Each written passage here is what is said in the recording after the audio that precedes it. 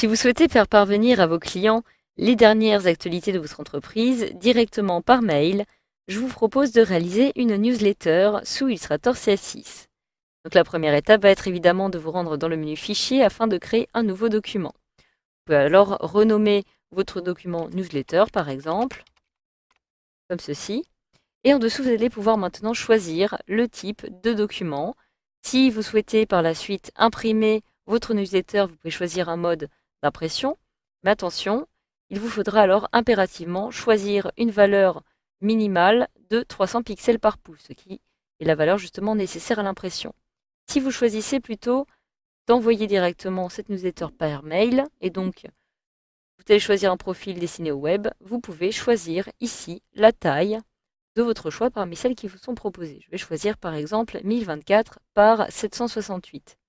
Alors attention car de toute façon, il n'y a pas de valeurs de dimensions qui sont prédéfinies pour les newsletters. Vous pouvez donc vraiment créer une newsletter avec les dimensions de votre choix. Vous avez ici la possibilité de choisir le nombre de plans de travail. Je vais en choisir un seul pour l'instant, pour en rajouter si la lettre d'information devient un petit peu plus longue. Puis l'orientation, donc puisqu'il s'agit d'un document que je vais envoyer par mail, je vais plutôt choisir une orientation en format portrait. Alors si vous souhaitez aussi imprimer votre newsletter par la suite, je vous conseille vivement de choisir entre 3 et 5 mm de fond perdu, puisque je vais actuellement réaliser cela par mail, à destination du web, je ne vais pas placer de fond perdu, tout comme je vais me trouver évidemment dans un mode colorimétrique RVB, c'est-à-dire dessiné à l'écran de l'ordinateur. Si je me trouvais dans un mode colorimétrique CMJN, ce serait tout simplement pour imprimer par la suite mon image.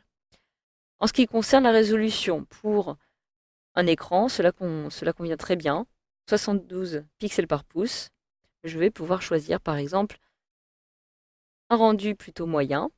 Je vais avoir par la suite un mode d'aperçu que je vais pouvoir choisir, donc soit en pixels, soit en surimpression. Je vais conserver le mode par défaut.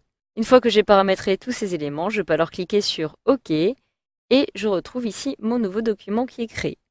Alors pour la création du newsletter, je vous conseille de procéder par plusieurs étapes, évidemment avec les calques qui vont vous permettre, par exemple, de travailler dans un premier temps sur le calque 1 avec tous les encadrés, toutes les images que vous allez insérer, et un deuxième calque sur lequel vous allez pouvoir insérer le texte.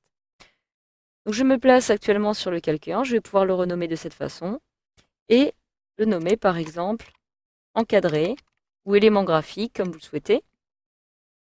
Je vais maintenant pouvoir sélectionner l'outil rectangle qui va me permettre ici d'insérer les différents encadrés que je souhaite sur mon document. Je vais pouvoir aussi insérer par la suite des images en me rendant dans Fichier puis Importer et retrouver par exemple directement sur mon bureau les images nécessaires. Je peux donc insérer par exemple celle-ci, la placer ici à côté. Automatiquement, les proportions vont être conservées lorsque je procède par glisser-déposer comme ceci. Je vais maintenant pouvoir incorporer mon image pour que celle-ci soit copiée dans mon document et continuer à tracer mes petits rectangles pour réaliser les encadrés que je mettrai en couleur par la suite. J'ai à l'aide d'Illustrator les différents outils qui me permettent en plus d'aligner mes différents éléments, comme ceci. Cela est en effet très pratique. Et voilà, une fois que cela est fait, je vais maintenant pouvoir commencer par leur mettre de la couleur en sélectionnant les tracés. Pour celui-ci, je vais choisir par exemple une couleur de contour qui sera transparente. Et en ce qui concerne la couleur de fond, je vais choisir une couleur un petit peu bleu-verte, comme ceci. Voilà, et je clique sur OK pour valider. Pour cet encadré-ci, je vais lui appliquer plutôt une couleur qui sera un petit peu bleue, comme ceci. Et pour ce dernier encadré, je vais plutôt choisir une couleur un petit peu orangée. Donc évidemment, la couleur que vous allez choisir va être très importante dans le choix de votre newsletter puisque c'est aussi ce qui va donner ou non au futur lecteur l'envie de lire votre document. Si je retourne maintenant sur mes calques, j'ai ici, dans mes calques, un premier calque qui va comporter tous les encadrés et toutes les images. Je peux maintenant décider, par exemple, de verrouiller ce calque, ce qui m'évitera d'écrire, de déplacer ou de modifier directement ces éléments. Et je vais créer un nouveau calque qui va comporter tous mes éléments texte. Donc une fois que je me trouve sur le calque 2, je peux sélectionner l'outil texte comme ceci, réaliser un encadré dans lequel je vais pouvoir choisir par exemple Domo News. Donc il s'agit du titre de ma newsletter. Je vais pouvoir le sélectionner, me rendre dans caractère, décider de l'augmenter, d'augmenter sa taille comme ceci, de modifier par la suite la police, choisir la police de mon choix, par exemple celle-ci. Voilà, je peux l'augmenter encore. Je vais pouvoir modifier la couleur par la suite, une fois de plus, de lui attribuer par exemple une couleur blanche. Donc le but est évidemment que tous ces éléments ressortent sur ma newsletter, qu'ils soient bien visibles pour mon lecteur. Et voilà, je vais maintenant pouvoir procéder directement de la même façon pour mon titre, toujours sur mon calque numéro 2. Le titre de la newsletter sera ici « Votre confort avant tout ». Alors évidemment, je vais retrouver les derniers paramètres de police, de taille de police, etc. que je viens d'utiliser. Je vais donc les modifier en me rendant dans caractère, réduire un petit peu toute la taille et choisir par exemple Myriad Pro pour ce qui va être de la police de ce titre. Continue à descendre, je le retrouve ici. Voilà. Donc voilà, une fois que cela est fait, vous pouvez maintenant saisir le texte qui va correspondre ici tout simplement au corps de votre newsletter. Vous pouvez ici lui donner une forme qui sera alignée par rapport aux autres encadrés. Donc cela est très important justement que vous ayez toujours une cohérence, une harmonie entre les images, les encadrés et le texte sur votre document. Et donc là, j'ai au préalable copié mon texte, le texte que je souhaiterais insérer. Je vais maintenant pouvoir le coller à l'aide du raccourci clavier CTRL-V.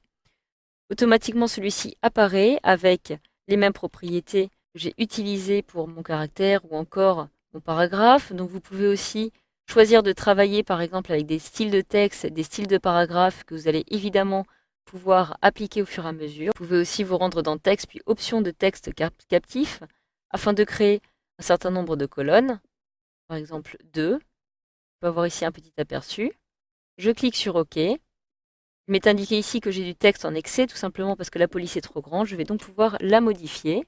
Il est très courant aussi, lors des newsletters, de travailler sous forme de colonnes, puisque cela permet justement une lecture plus rapide des éléments qui composent votre newsletter. Voilà, vous pouvez maintenant ajuster tous ces éléments et pourquoi pas insérer d'autres éléments graphiques de présentation. Donc je vais encore en ajouter et je vous retrouve après. Donc voilà, je viens ici de terminer ma newsletter. Il est toujours très important que vous vous souveniez que la réalisation d'une newsletter doit avoir pour but de donner envie d'être lu à votre futur lecteur. Donc toujours jouer sur les couleurs, sur une harmonie de la mise en page. Donc je vais avoir ici en fait 3 colonnes qui vont apparaître de façon régulière. Donc une sera encadrée dans ce bloc de couleurs or. Les couleurs vont être évidemment importantes, mais aussi le choix de la police. Faites attention à ne pas utiliser trop de polices différentes. Et vous pouvez aussi par la suite insérer divers éléments graphiques, comme par exemple des petites images, ou encore ici, le directeur de la société qui apparaît en médaillon, qui est justement assez original. Donc voilà, vous pouvez ici jouer sur les habillages de texte si vous le souhaitez. Et une fois que votre newsletter a été réalisé, il ne vous reste plus qu'à l'exporter, soit en PDF de très haute qualité, donc de qualité optimale si vous souhaitez par la suite l'imprimer avec une résolution de 300 pixels par pouce et un mode colorimétrique CMJN, ou alors si vous souhaitez tout simplement l'envoyer par mail, un PDF de moyenne qualité suffira amplement et vous pourrez le transmettre par la suite à vos clients. Donc voilà, vous savez maintenant comment créer une newsletter sous Illustrator CS6 grâce à ce module.